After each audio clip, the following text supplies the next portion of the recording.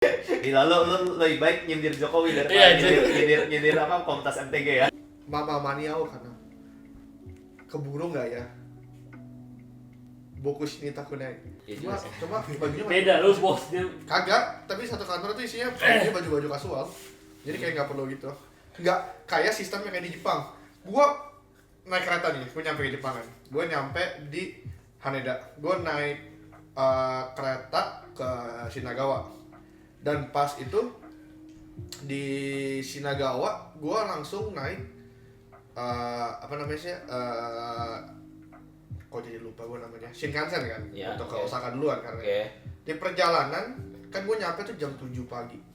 Jam 7 pagi gue Berarti bareng sama pegawai. bener-bener baru orang pegawai pada kerja semua kan. Jadi gue bener-bener, gue sama nyokap gue berdua bawa koper kan kiri kanan. Gue bawa 2 koper, nyokap gue bawa 2 koper.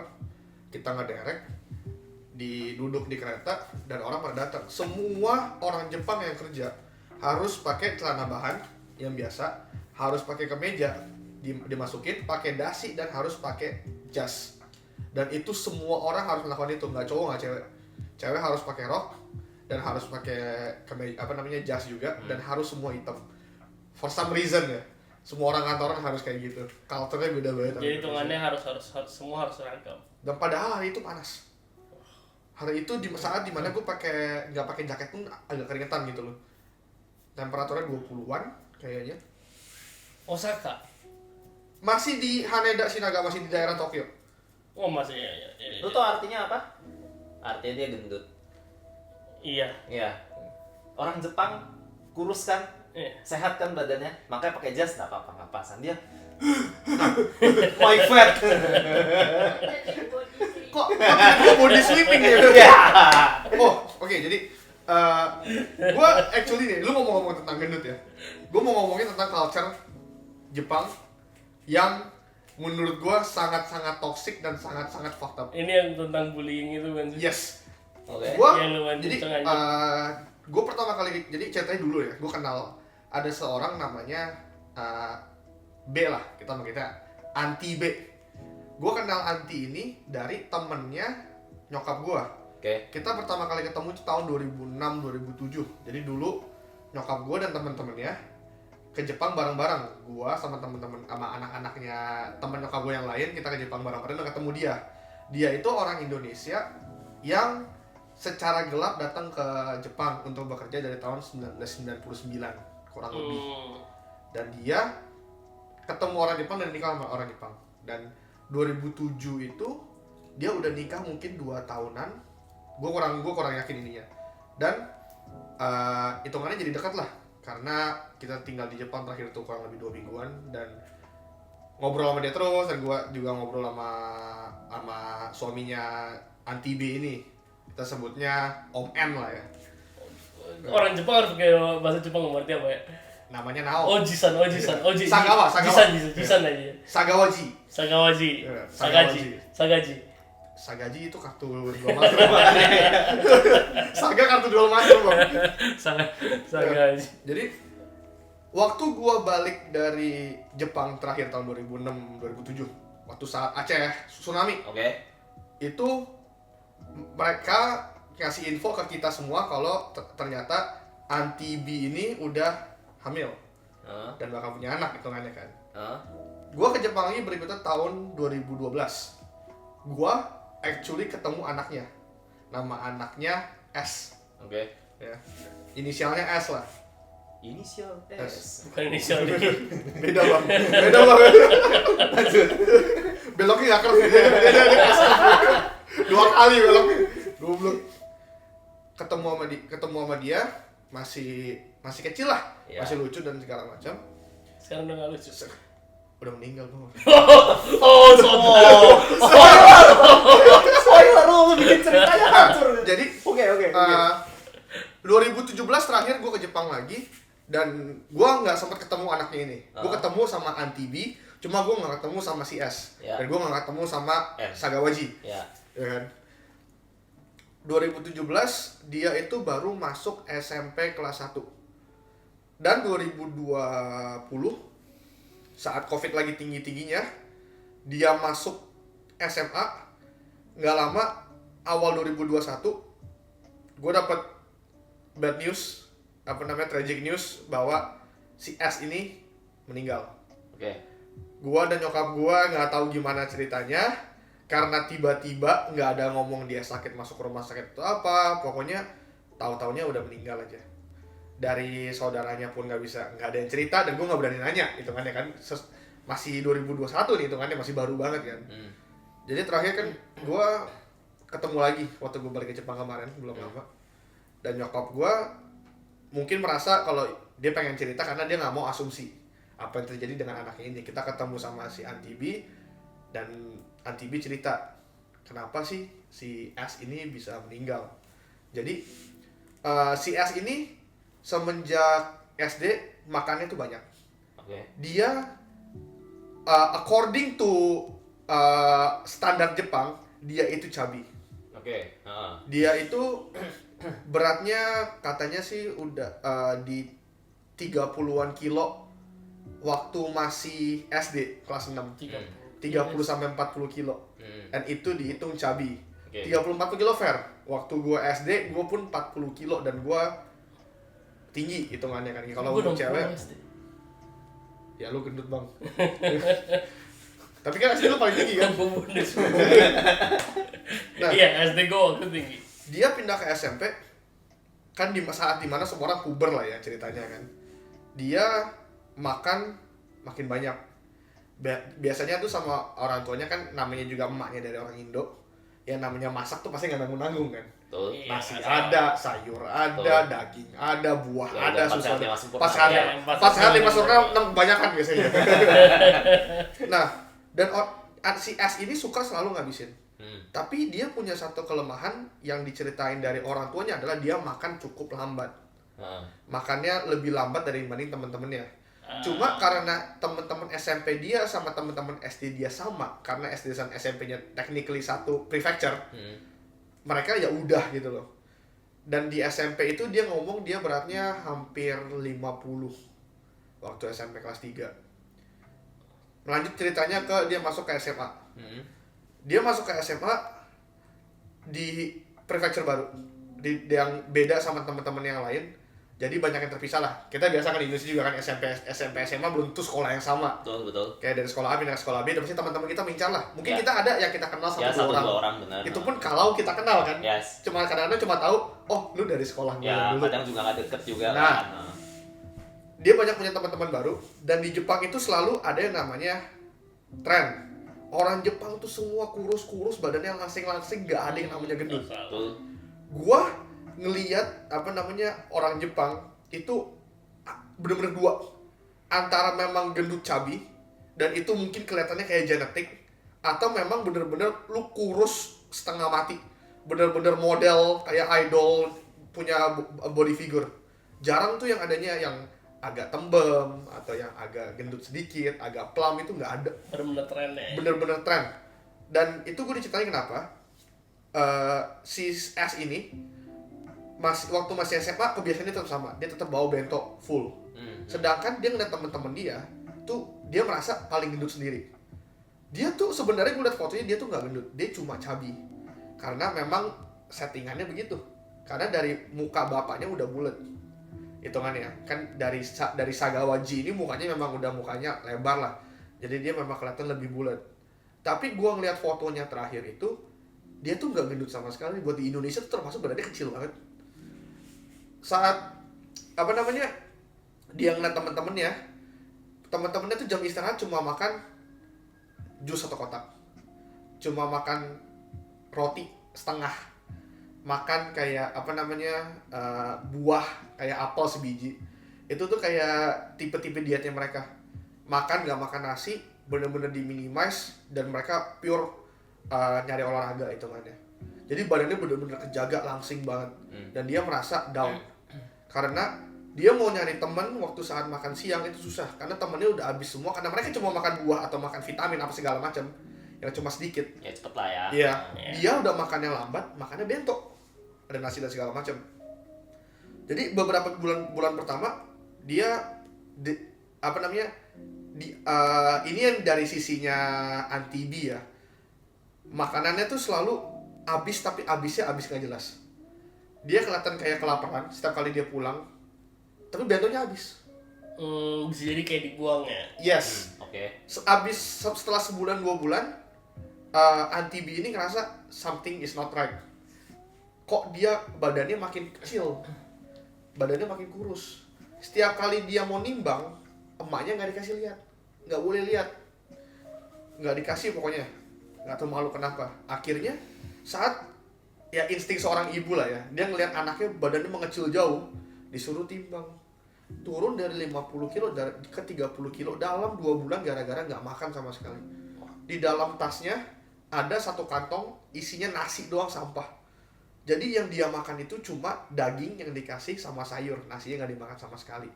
Dan diet ini dia selalu berlangsung selama lebih dari sebulan dari semenjak dia masuk, karena dia nggak mau teman-temannya nunggu dan dia merasa dia paling gendut, jadi dia pengen ngecilin badan. Dia turun 20 kilo dalam 2 bulan, abis itu dia kelihatan nggak sehat sama sekali. Jadi gara-gara ketahuan sama emaknya, dimarahin, dan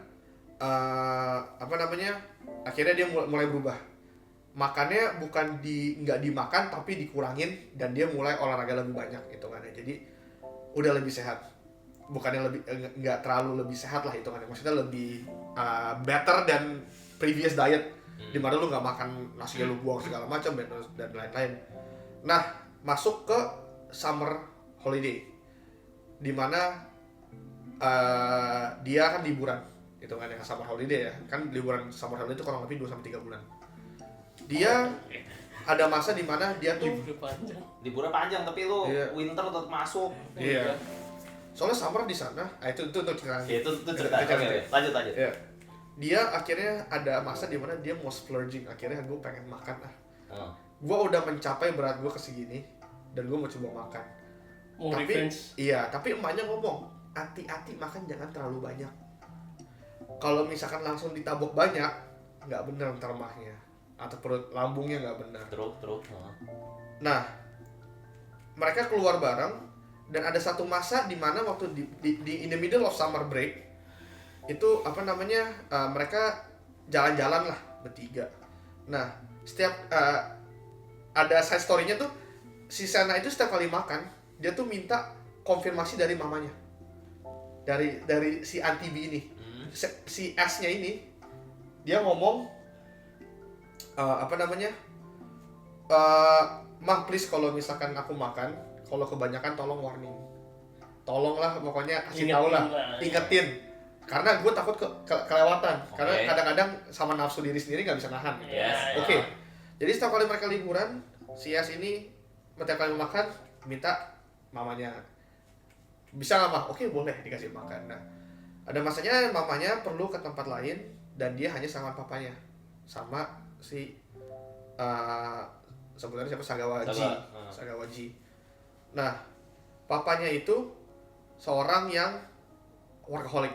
Orang Jepang memang kerja Senin sampai Sabtu dan Minggu pun kadang-kadang masih kerja dan kadang nggak menyadari apa yang terjadi sama anaknya.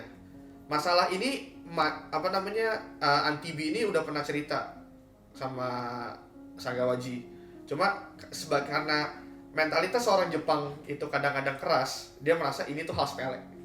Dan kalau dia udah memikirkan itu hal sepele, ini adalah hal sepele menurut dia. Jadi waktu anaknya mau makan dan si Sagawajinya ya udah makan aja. Ya udah, kenapa, apa masalahnya sama makan? Akhirnya nggak keren. Nggak lama abis pulang dari makan-makannya itu, atau gue kurang hafal timeline-nya, mungkin setelah seminggu si S ini mulai muntah-muntah. Pokoknya dia udah mulai nggak bisa makan, setiap kali dia mulai makan dia mulai muntah, dan itu muntahnya kayak semua isi perutnya dia. Kayak kelihatan dari cerita mamanya adalah ini makanan yang nggak keolah atau yang baru masuk lambung lah itu ada. Ya. Nah, anaknya tuh sampai merintih kesakitan, nggak tahu kenapa, dan akhirnya dibawa ke rumah sakit. Masalahnya adalah zaman-zaman itu adalah zaman-zaman di mana COVID di Jepang lagi tinggi-tingginya, dan COVID adalah masih COVID Delta baru masuk ke dunia. Iya, yang masih separah-parahnya itu lah. Iya, masih yang akhir 2020 lah, atau awal 2020 sampai akhir 2020, di mana COVID Delta tuh gila banget. Nah, di masa itu jadi dia mau ke rumah sakit susah, dan dia cuma bisa ke klinik. Di klinik dicek oh ini mah nggak apa-apa, cuma diinfus bawa pulang ke rumah, tapi muntah-muntahnya nggak berhenti. Auntie B ngelihat ini, dia dengan dia cerita dengan maksudnya dia melihat ini insting ibunya kikin lah, ngomong ke Sagawaji, ini nggak bisa dibikinin terus, kita harus bawa ke rumah sakit, kita harus rawat, ada yang aneh, nggak mungkin orang gara-gara makan kebanyakan begini. Tapi gara-gara ya itu masih zamannya masa kerja dan seorang Sagawaji ini masih kekeh dengan pemikiran dia, itu udah diinfus tadi, suruh istirahat aja, suruh istirahat.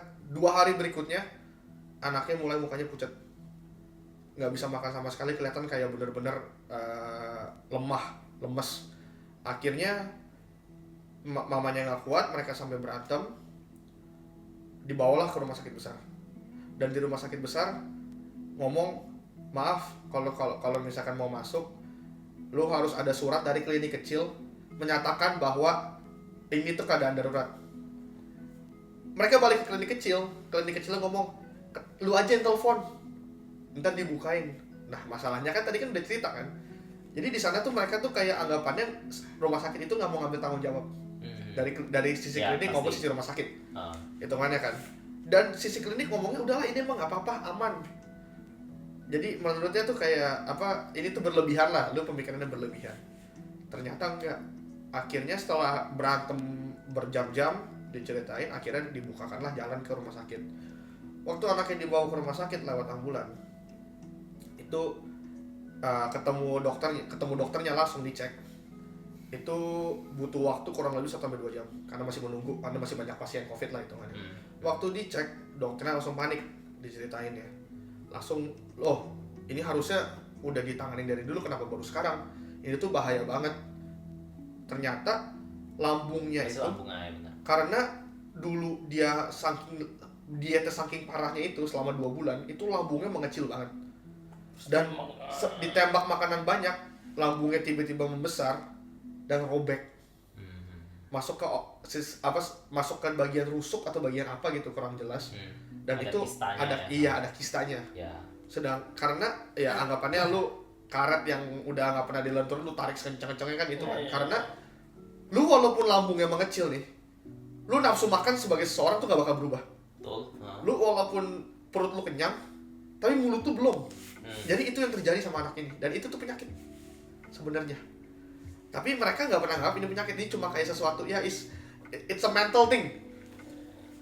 Nggak lama di rumah sakit, setelah beberapa hari anaknya kejang-kejang, satu malam besoknya meninggal karena memang nggak kuat. Nah, in the middle of the span di mana dia mesti ke rumah sakit bolak-balik itu, si Auntie B sama Sagawaji berantem terus membuat, menurut dari ibunya itu membuat si S ini depresi hitungannya, karena please jangan berantem gara-gara gua gitu loh. Gua baik-baik aja kok, gua gak kenapa-napa, padahal dia udah sakit banget. Ada masa diceritain, ini sambil Auntie B-nya agak nangis lah ya, gue juga dengerinnya sakit. Ada masa di mana anaknya ngomong, Mama Maniao, karena keburu nggak ya? Boku shini takunai. Dia ngomong begitu kan. Lu sebagai seorang ibu gimana nggak apa sih, deg-degan anjir masalah gitu. Sampai anaknya ngomong begitu. Gimana nggak sakit hati? Nah, itu masa-masa di mana untuk kedua orang untuk sepasang ayah dan ibu lah ya, suami istri itu sesuatu yang benar-benar ya, anak lu punya anak yang masih umur SMA yang udah masa depannya ada. Sena salah ya, udah gue sebutin namanya, sorry. Sena namanya anaknya. Si Sena itu dia ranking 2 dari satu sekolah, mau di SMA mau di SMP. Inggris dia paling bagus, matematika dia paling bagus, dia cuma jelek di bagian literatur kalau nggak salah. Dan itu sudah menjadi, semua orang tuh tahu dia tuh baik. Cuma dia sendiri yang menganggap dia tuh gendut. Padahal enggak. Gue pernah lihat fotonya kan, gue mikir dalam hati, kalau segini gendut gue apa? Udah monster apa? Gue obesitas lah, gue apa gitu kan, gue mikirnya kan. Tapi itu salah satu yang cukup fatal di Jepang sih, kayak sekuritas di mana kalau teman-teman gue cakep, gue juga harus cakep. Nah. Mereka takut FOMO sebenarnya. salah satu FOMO, bisa dibilang FOMO. Iya, Mungkin benar-benar. kita nggak tahu sisi di mana, apakah dia dibully apa kagaknya sama Iya, teman-temannya. itu karena nggak sempat investigasi, nggak sempat apa. Iya, dan kayak hitungannya kalau kita tanyain juga kayak What's the point? udah lewat. the point, itu Udah kayak lewat. kita nggak mau Iya. bukan hak kita dan bukan kewajiban Iya. kita untuk menyalahkan orang siapapun, tapi setidaknya Iya. yang kita dapat pelajaran dari sini ya jangan meremehkan. Iya, jangan meremehkan. Sebenarnya gini, kadang-kadang tuh insting seorang ibu tuh penting. Kalau ya menurut ya, Karena menurut Archie sebagai seorang ayah yang nggak mau jadi ayah. ayah apa? Anak gua kececeran semua di WC gitu. Kalau nggak di WC di tisu. Anyway, menurut gua apa ya? Mungkin salah satu juga yang menurut gua jadi kritik itu adalah gimana tanggapan ayahnya ngelihat anaknya. Dalam artian mungkin menurut gua kalau gua bukan orangnya feminis atau apa merasa bahwa maskulinitas itu toksik dan lainnya ya, tapi menurut gua memang ada poin di mana perannya seorang ayah itu iya, dan ayah tuh bukan cuma kayak gua sebagai breadwinner, money maker untuk keluarga ini, terus udah gua nggak peduli yang lainnya. Enggak juga sih, dia juga harus peduli lah ini anaknya, ini keluarganya dan lain sebagainya. Dan kan kalau tadi kan actually boleh dibilang karena seorang ayah ini neglect lah terhadap kewajiban dia Itu sebagai ini ayah. Move forward tuh ini ya. Yang ada, gue dengar cerita ini semua kan dari Auntie B. Betul, dari sisinya dia ya. Dari sisi Auntie B. Jadi malamnya karena memang udah ketemu, gue ketemu si Sagawaji. Sorry, actually mereka masih barengan, masih. Oke, lanjut. Ketemu sama Sagawaji. Malam-malam kita ke nomikai bareng, kita makan di izakaya, kita makan namanya moja. Moja tuh kayak okonomiyaki cuma pakai mochi. Baru gue bilang moja kayak pizza mozzarella. Beda ya. Umur lu ketahuan. Nah, karena dia pertama nih kaget gue bisa ngomong bahasa Jepang lebih lancar dari yang dulu. Karena dulu kan gue memang ya masih bocah, mana bisa bahasa Jepang sih. Sekarang semakin wibu. Sekarang karena level wibunya meningkat, gue bisa ngobrol. Dan waktu kita invite untuk makan bareng malam, dia setuju. Dan malam itu karena dia merokok dan gue ngerokok, kadang-kadang ada masa dimana sebelum makan atau pas makan kita keluar dan kita ngerokok. Di situ dia ngomong sama gue secara man to man lah. Dia tuh sampai sekarang masih merasa menyesal apa yang dia lakukan terhadap si Sena itu. Dia regret dan itu nggak bakal bisa dia lupakan seumur hidup dia. Bulan-bulan pertama anaknya meninggal, selama 3 bulan dia ngomong dia nggak bisa tidur karena kebawa-bawa mimpi, kebayang-bayang. Dia ngomong terus, dia menyesal kenapa gua nggak dengerin Auntie B dari awal, kenapa gua neglect gitu loh sesuatu yang walaupun yang gua anggap hal kecil padahal bukan. Nah, dia juga cerita semenjak si Sena meninggal, dia itu nggak pernah ke drinking party at all selama 2 tahun. Karena dia merasa kalau dia minum, dia makin keinget sama si anaknya ini, si Sena. Kayak makin nggak bisa kontrol diri. Makin nggak bisa kontrol diri. Cuma gara-gara gua dan nyokap gua datang dan udah lama nggak ketemu dia, dan dia mau ketemu karena kita udah sering ketemu dia udah anggap kita juga kayak saudara, udah sering ketemu. Dan akhirnya dia mau minum karena kita salah satu keluarga yang dekat sama si Sena tekniknya, karena kita kenal mereka sebelum Sena lahir. Kita di sana saat Sena masih kecil, kita di sana saat Sena baru masuk SMP, dan kita sekarang di sini saat Sena sudah meninggal.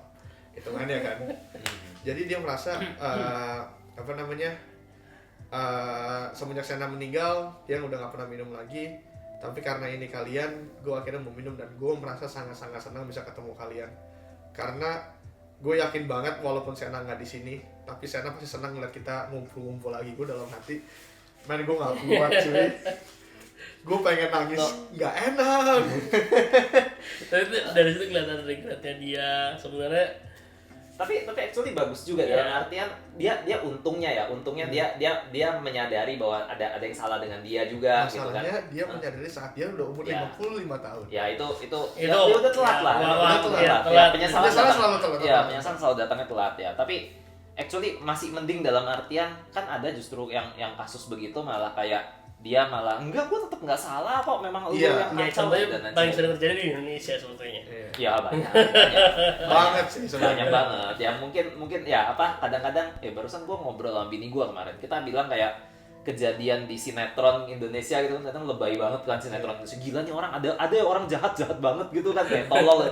Tapi kalau pikir-pikir lagi sebenarnya kejadian mungkin kerabat kita, kenalan kita, saudara kita juga ternyata ada yang begitu-begitu juga kan gitu. Iya. Nah, jadi kayak kadang-kadang kalau pikir-pikir ya, moral of the story, sinetron Indonesia tuh realistis. Cuma azabnya yang enggak ya. Kenapa nggak ada mayat yang kelempar ke mesin molen semen? itu mungkin realistis. Mungkin bisa jadi realistis. Kejadian meteor. Apa jenazah kejatuhan? Pada kono sekai. Teorinya begitu. Tapi Ini wibu, kalau orang tua pasti bilang meteor, oh meteor garden. Kamu ciwe, Aisyari. tapi ya apa namanya, kalau back to story ya itu kan ya. Ini intermezzo dikit. Kan dia ke Jepang beneran kayak 1-2 minggu lalu lah. Gue bercanda ngomong, bawain gue something yang mengejutkan gue. Yang dibawain cerita kayak gini ya. Gue dengerin pertama kayak, si bangsat. Gua pengen tuh bawain dari Jepang tuh bawa sesuatu yang lebih menyenangkan, menyegarkan. Tega mungkin gitu kan. Lu gara-gara nggak dapet cewek di Tinder, sekarang tuh beralih ke tengah. Gua sih nggak tega ya ngasih dia. Maaf. Cerita horor kan. Ini menyebalkan ya kadang-kadang. Ini kesel nih. Tapi kalau menurut gua ya, menurut gua nih Tentang tega bukan. tengah. Menurut gua tengah itu rugi. Kalau lu Cina, kalau lu orang Jepang, lu boleh beli tengah. Tapi kalau lu Cina, pakai tangan. Karena lebih Lebih, ayolah, tangan itu ya, tangannya tuh satu. Ini 100% natural, alami. 100% natural, alami. Yang pertama, gripnya dia itu Controllable. bisa kamu sesuaikan. Aku ingin begini. Bisa.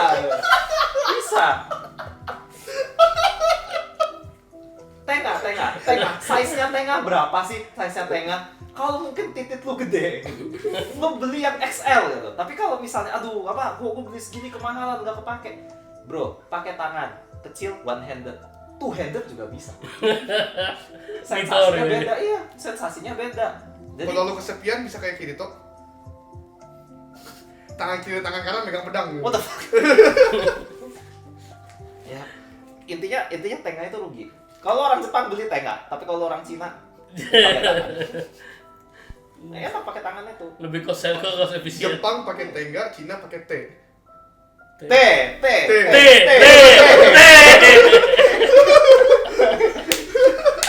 Oke, ini udah ketawa umur. Enggak. Cina T.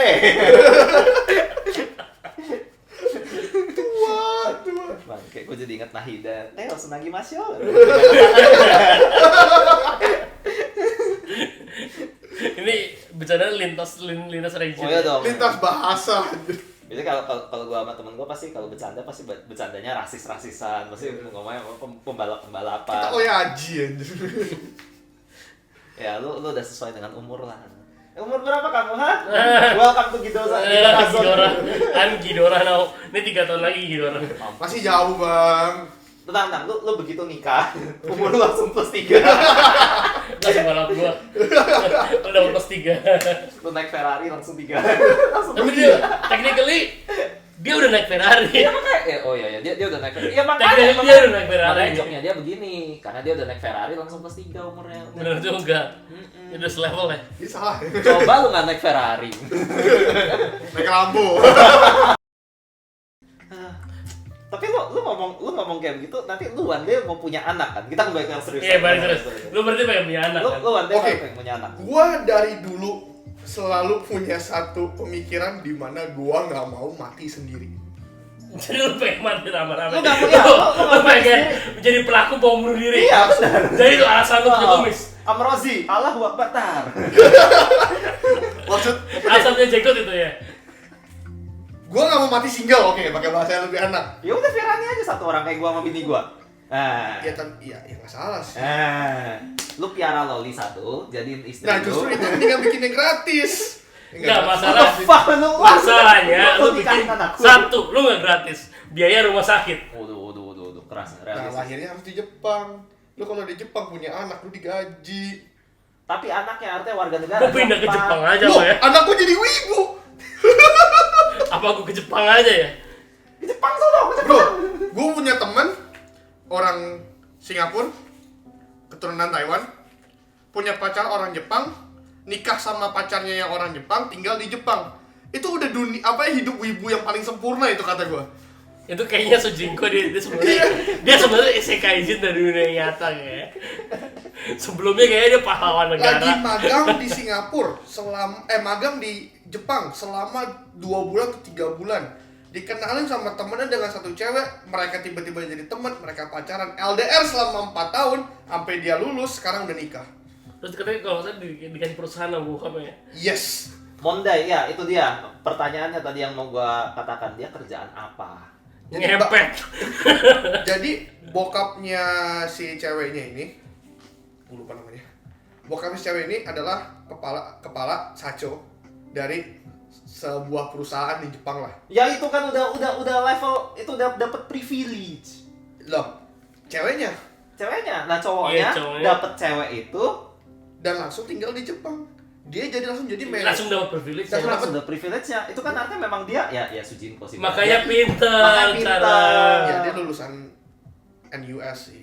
Oh, Iya, udahlah. Makanya otaknya pinter sih. Sekarang kalau seandainya US apa sih? nggak tahu sih. Tapi kayaknya pakai National University of Singapura, Bang. kayaknya mahal sih. National University of Surabaya tuh. Nggak, tapi kalau lu posisinya lu tadi lulusan kampus ternama, pinter, US NTU udahlah. hitungannya dapat kayak gitu ya wajar. Tapi kalau lu cuman itu kan wibu, kerjaan lu Nah, tidur benar. tiduran, Kalau coli tiap hari, Kalau lu nggak wibu ngarep biasa, lu wibu miskin gitu.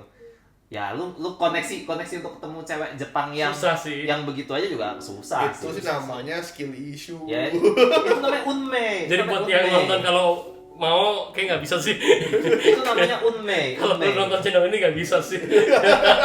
Enggak, gue nggak bilang itu adalah sesuatu target utama, cuma kayak shit can happen, man. Tentu. Lu nggak jodoh tuh Jadi dimana-mana. jadi shit kan happen, jadi maksudnya orang-orang kaya itu bisa sial kena ketemu gua gitu. Kenapa lu? Kan shit happen. Shit happen. Gini. Kalau Jokowi punya anak cewek seumuran sama lu, maksudnya lu tiba-tiba bisa kenal sama anaknya Jokowi terus lu bisa jadi suami anaknya Jokowi gitu. Ya, begitu kan? Shit Nah, happen. jadi shits-nya happen ke anaknya Jokowi karena ketemu lu shits-nya kan. Asik. Bentar, ini gua rencananya mau ditayangin. Kenapa jadi gak save? Iya. Bangke. Yang bagian tuh tolong Tolong di- Itu udah tip sih. Nah, kalau yang begini kita masuk ke ke paid paid content. tapi actually ya kalau menurut gue dalam hidup nih menurut gue skill 100% itu nggak bisa bikin lu ke diri lu yang sekarang. Lu butuh hoki juga. Lu pintar nih, lu kayak dikasih rongsokan bisa berubah jadi mobil gitu misalnya. Bukan di Wah, phone. lo awake gitu. Daripada lu punya talentanya mengubah diri saya menjadi sampah.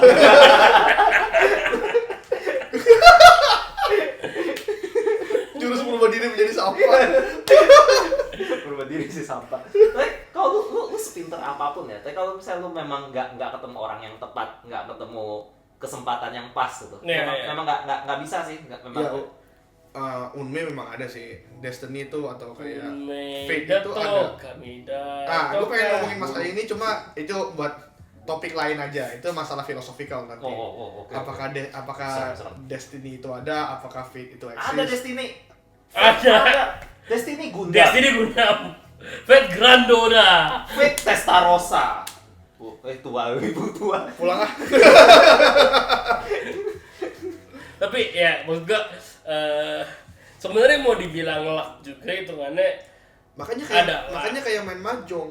Nah itu maksud Nah. gua. Iya. Nah. Lu pasti bisa baca Iya. apa yang udah pernah Nih, keluar. lu kalau misalkan yang dengerin nanti kalau ada pun main mahjong, lu kan main mahjong berdua kan, gitu kan.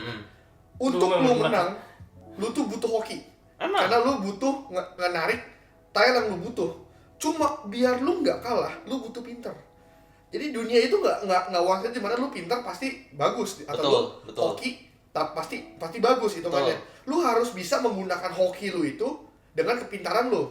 Betul. Nah, Setuju. Lebih ke arah gini sih kayak hitungannya kalau untuk jadi successfulnya lu butuh hoki. Tapi untuk lu nggak jatuh miskin lu butuh skill. Itu benar, actually itu benar. Ya, bagaimanapun juga lu butuh dua-duanya sih. Kalau orang cuma hoki doang, ya sampai kapan sih hokinya bisa nopang dia, satu. Dan kedua, kalaupun lu cuma hoki doang tapi lu nggak punya skill, ya suatu hari lu Ada akan sih. mentok di situ. Ada sih caranya sih. Bisa. Aku bangun aku. Bisa sih. Cuma kalau boleh dibilang ya, nah apa kita ngomong dengan orang yang mungkin tanda kutip punya unme untuk mendapatkan modal dari orang, either itu tempat usaha, tempat tinggal gitu ya, atau tempat usaha dan tempat tinggal misalnya gitu. Actually apa kalau lu ngomong secara objektif ya, ini skillnya dia juga gimana cara dia bisa Ngeyakinin orang itu ya? meyakinkan orang itu untuk menitipkan modalnya di dia. Ya iya. Actually itu sebenarnya. Jadi kalau mau ngomong kayak apa sih yang bisa kita pelajari dari orang yang berhasil tanda kutip, kalau mungkin ada orang bilang itu kan cuma bacot doang, dia nipu doang. Tapi dia bisa, lu nggak bisa. Iya. Actually lu kalau mau ngomong kayak lihat sisi positifnya ya, kita bisa belajar cara dia memarketingkan dirinya. Iya nggak salah. Either meskipun mungkin dia cara memarketingkan dirinya mungkin dengan berbohong atau apa bisa jadi loh. Dan Karena ujung-ujungnya sukses itu menurut kalian tuh melihat moral atau enggak? enggak, kalau gue sih enggak. Enggak kan? Kalau buat Iya, gua. karena ya mungkin gara-gara sisinya kita di mana kita di ras yang begini, di mana cuan itu segalanya. Kita rasa pada Dragon Ball deh. Kita kan C. Nah, Gue pikir Centaur. boleh. Kan kerja terus kayak kuda. Kita tuh, ini gue mau ngomongin masalah topik di mana penglihatan orang Jepang atau beberapa orang Indonesia dengan orang yang matanya tuh bisnis terus. oke. Jadi Menarik. Oh ini seru sih. Gua- Dia beri cara iya. orang Jepang lihat orang Cina. yes. Oke. Di Jepang itu atau gue nggak bisa ngomong seluruh orang Jepang ya. Ini bukan majelis orang Jepang, cuma dari Subite no Ningen. dari 3 sampai 4 orang yang gue ngajak ngobrol dan dia orang Jepang. Mereka tuh hidup dengan bermaksud adalah untuk menyenangkan diri sendiri. Hitungannya. Jadi mereka tuh nggak bekerja untuk nyari duitnya buat investasi, buat apa segala macam dilakukan di negara kita banyak kan. Yep. Mereka tuh lebih ke gue punya duit, gue bisa hidup, sisa duit gue adalah buat hobi gue atau buat kesenangan gue sendiri. Kalau misalkan gue punya keluarga untuk hidupin keluarga, kalau keluarga gue udah mapan, toh ya udah gue nggak perlu kerja lebih keras lagi. Yang penting gue hidup untuk saat ini. Gue punya teman 2-3 orang atau mungkin lebih tepatnya gue kenal 1 orang dan dia kenal dengan teman-teman yang lain. Kita mulai ngobrol dan gue ada nanya sedikit gitu loh. Kalian tuh kerja apa sih? Kalian tuh ngapain? Hobinya apa aja? Mereka secara jelas mereka main kartu.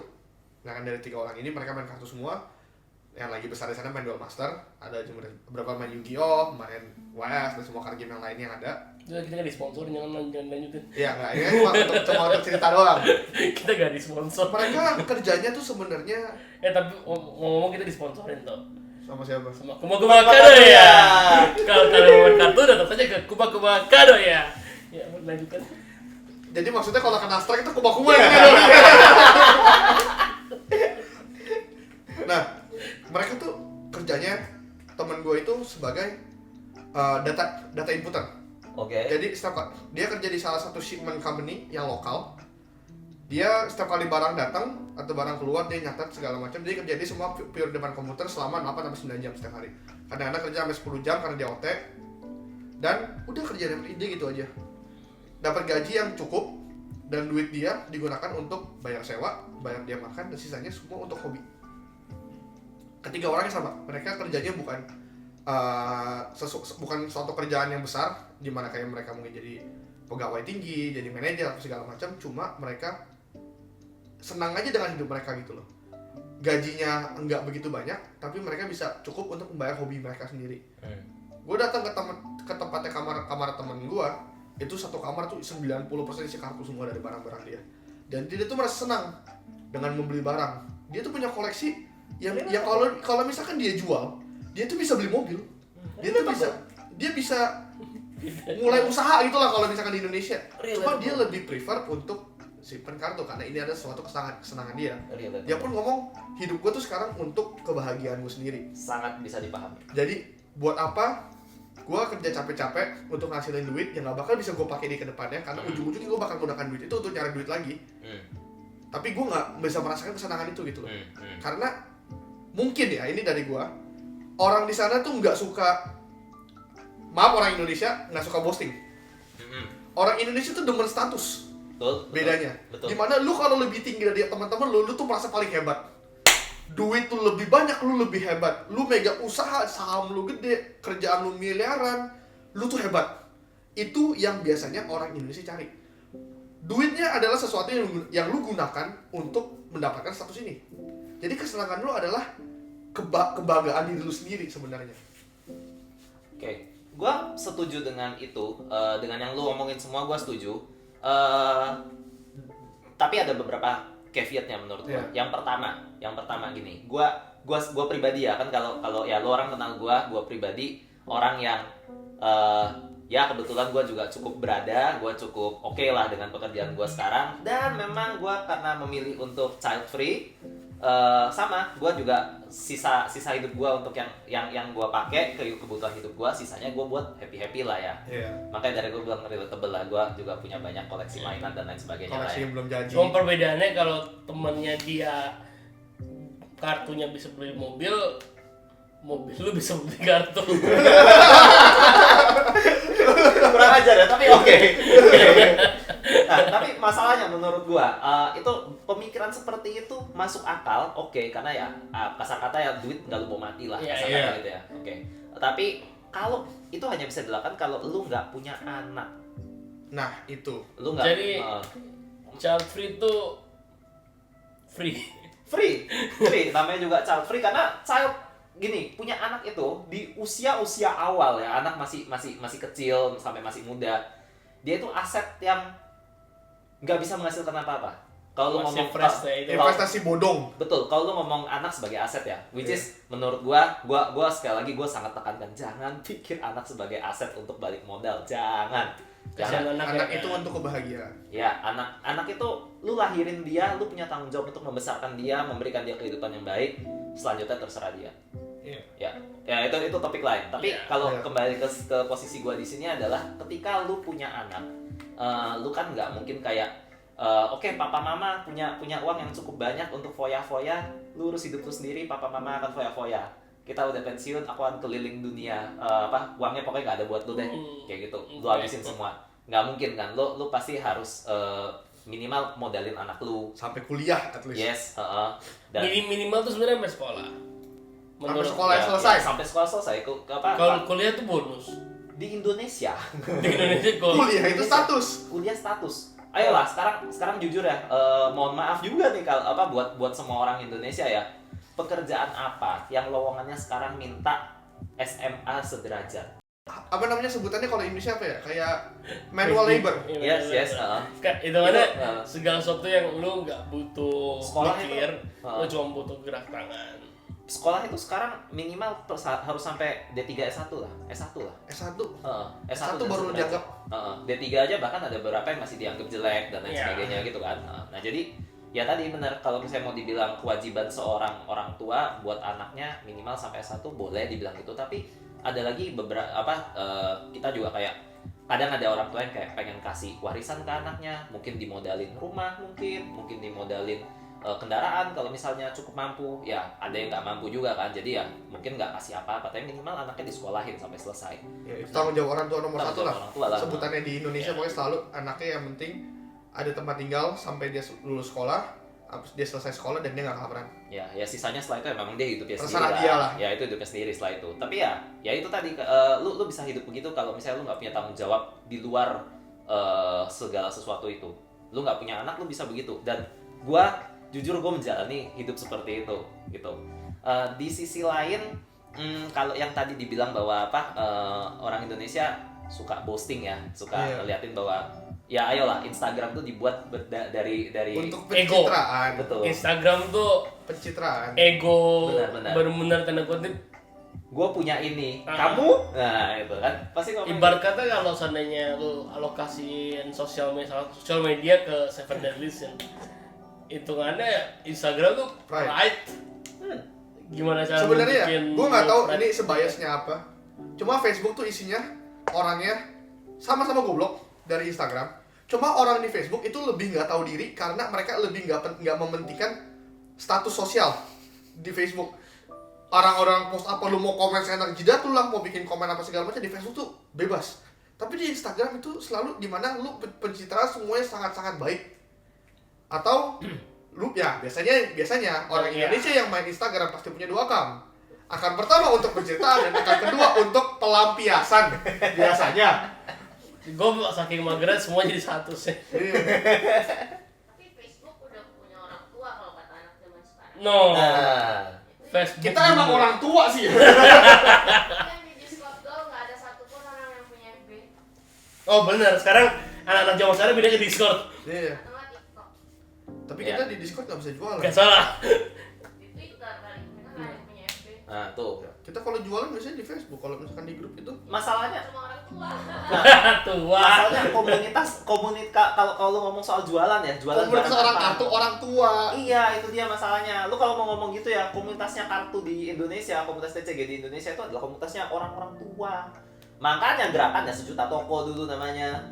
Yang bisa buka toko siapa? Oh, lu orang nggak tahu gerakan sejuta toko ya? Gak tahu dong, kita terlalu muda Oh, untuk serius lu orang nggak tahu gerakan sejuta toko? Kami terlalu muda. Kita beda satu generasi loh. Fuck man. Ini kalau gerakan sejuta toko itu drama lain, itu drama TCG sebenarnya. Dramanya MTG actually. Itu dramanya MTG dulu. Oke, untuk ini Itu untuk topik lain topik kali. lain, topik lain. Gue gak Oh yang ini jangan deh. Gila, lu lebih baik nyindir Jokowi Iya, daripada nyindir komunitas MTG ya. Pak Jokowi saya nggak ikut-ikutan Pak. Kan ada yang bilang anaknya itu gacha. It is gacha. Jadi, Gacha. tapi- Gacanya anak tuh tidak bisa reroll. Iya itu juga. Lu mau reroll? Bisa reroll. How the fuck lu mau reroll?